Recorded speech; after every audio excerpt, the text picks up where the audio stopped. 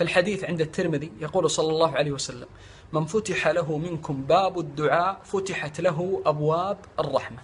ادعوا الله الآن وانغمس في رحماته.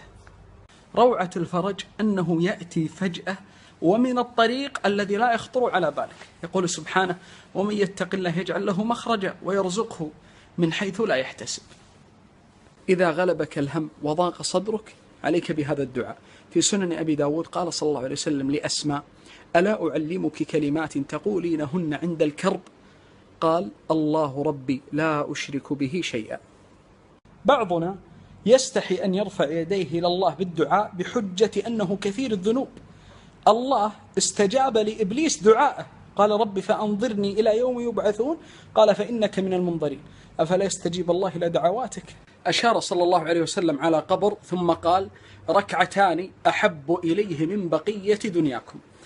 نترك صلاة التراويح ونتسلل من بعض الركعات بالرغم أنه لا ينفعنا في القبر إلا مثل هذه الأعمال.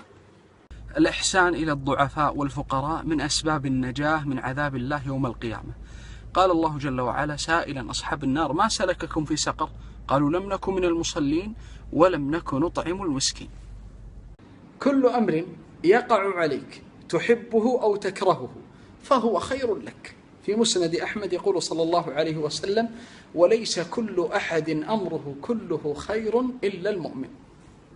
كلنا محملون بالذنوب، ولولا رداء من الله اسمه الستر لانحنت رؤوسنا من شدة الخجل.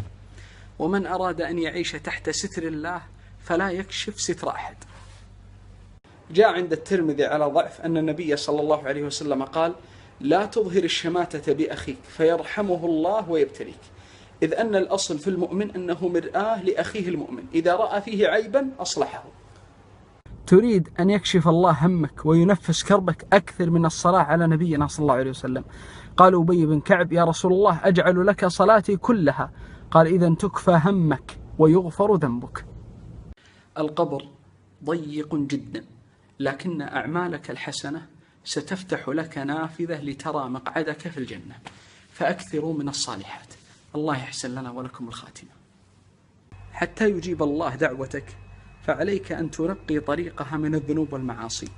في دعاء سليمان عليه السلام قال: رب اغفر لي وهب لي ملكا لا ينبغي لأحد من بعدي، فسأل الله المغفرة أولا